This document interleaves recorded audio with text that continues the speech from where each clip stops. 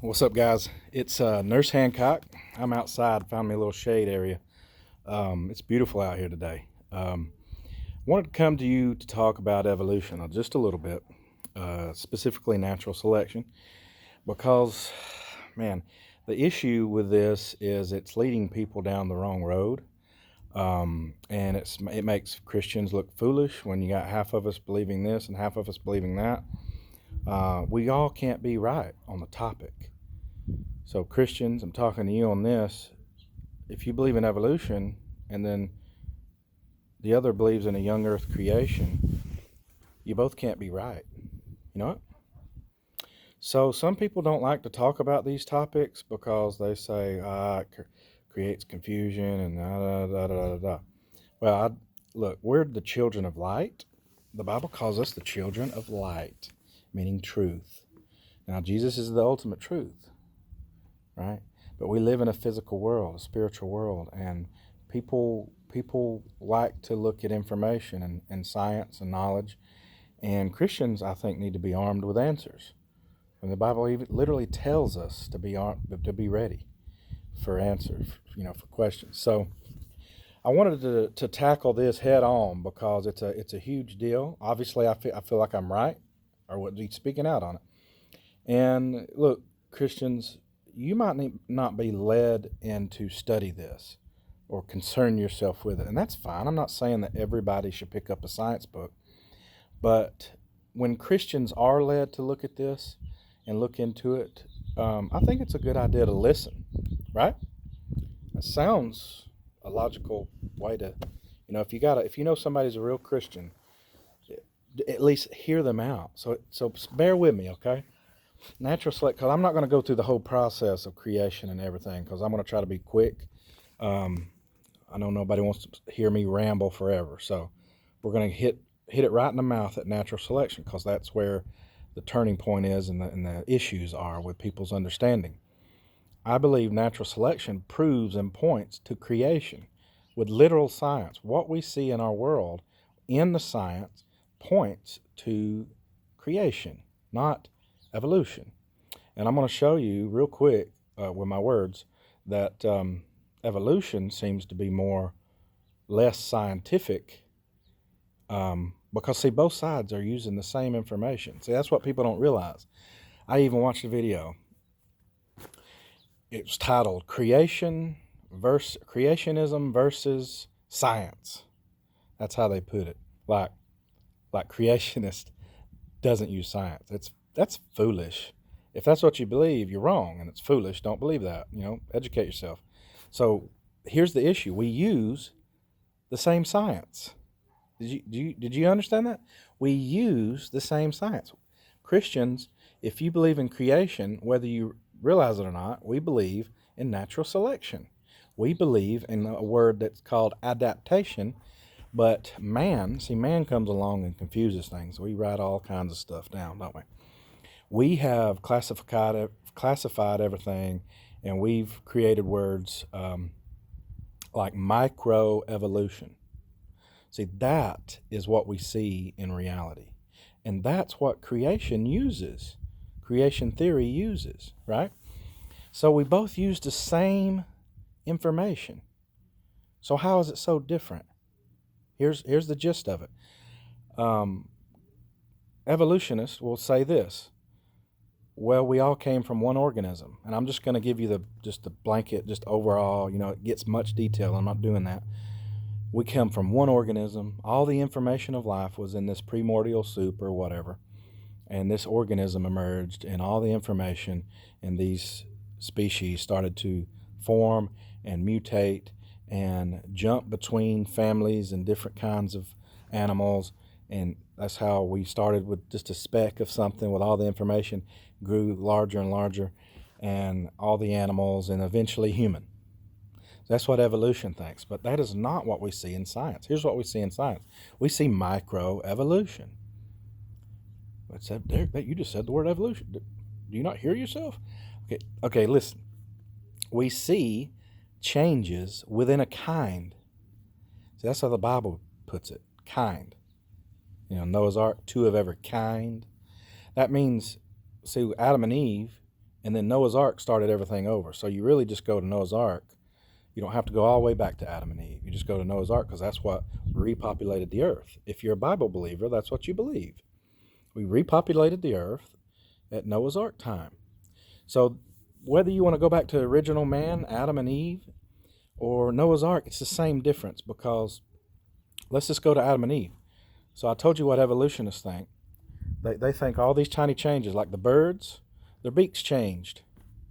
They've been monitoring and they've seen these evolutionary changes in the bird. The beaks changed to what?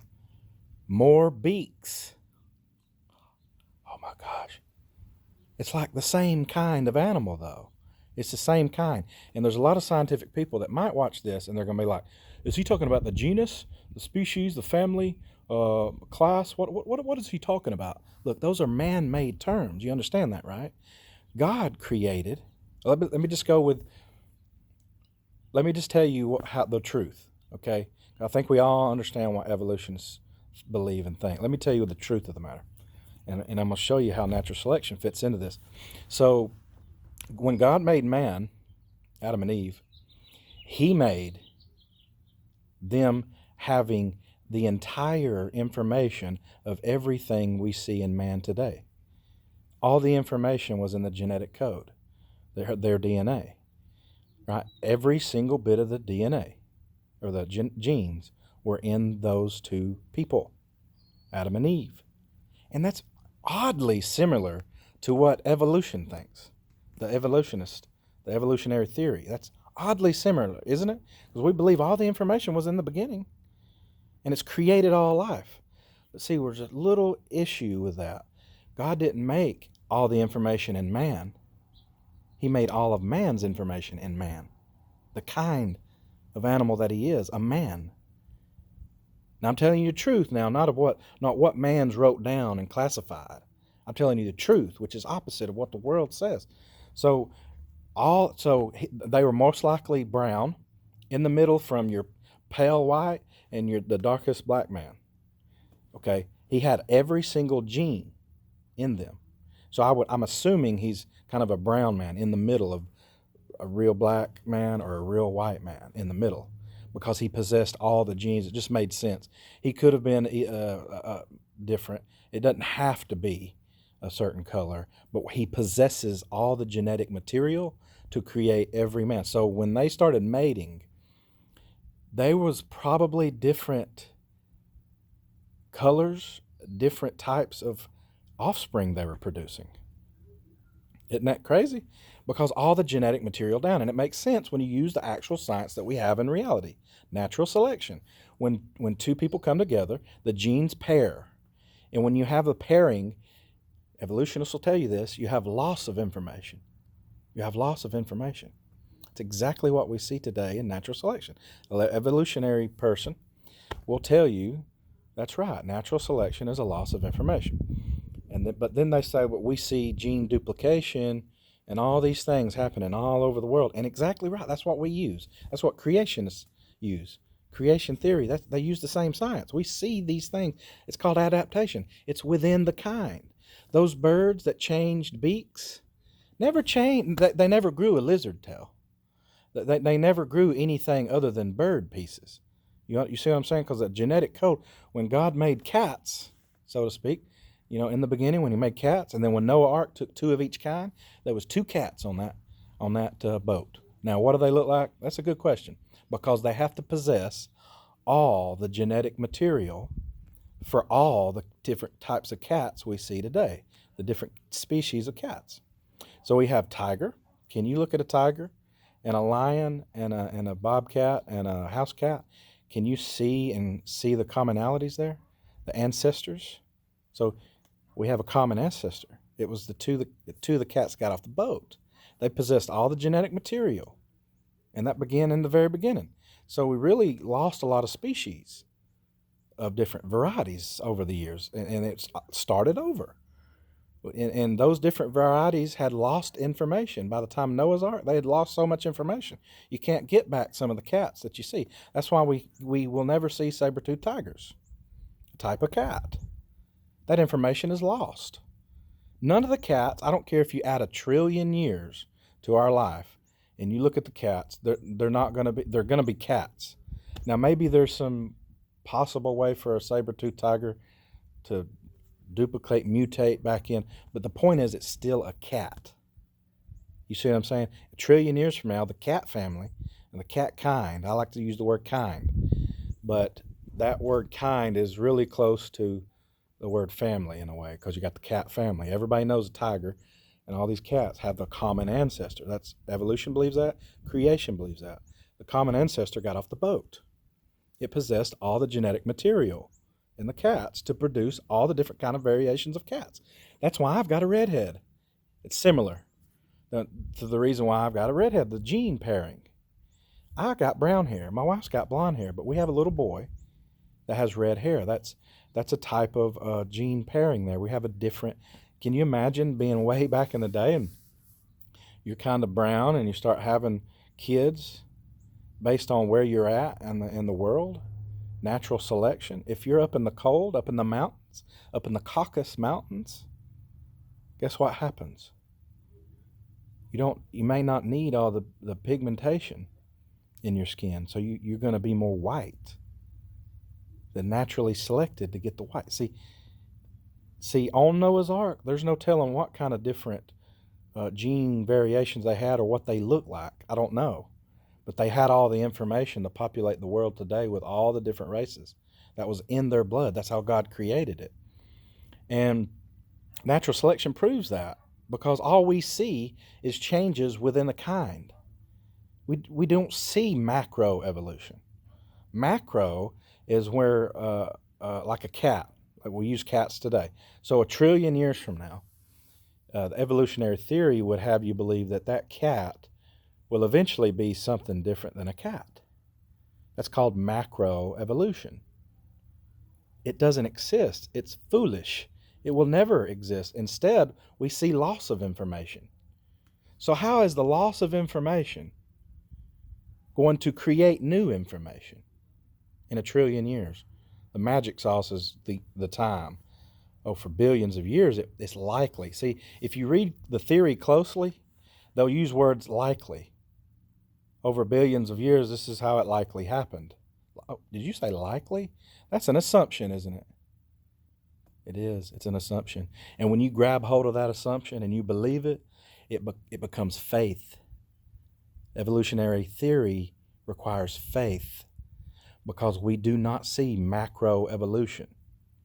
We don't see it in the science.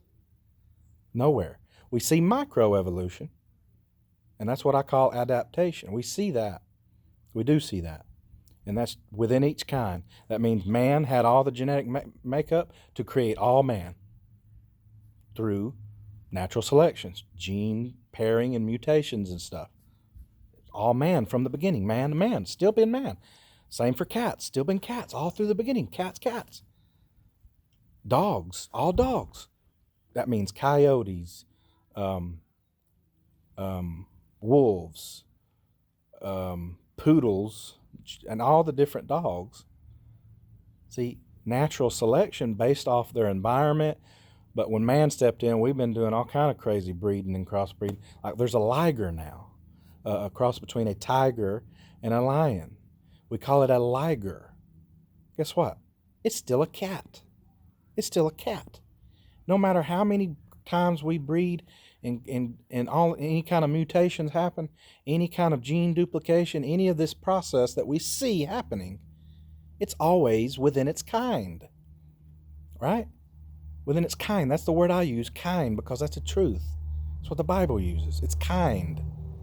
If you want to relate that to something that man's over here writing down and doing his own thing, it's kind of resembles the classification of family.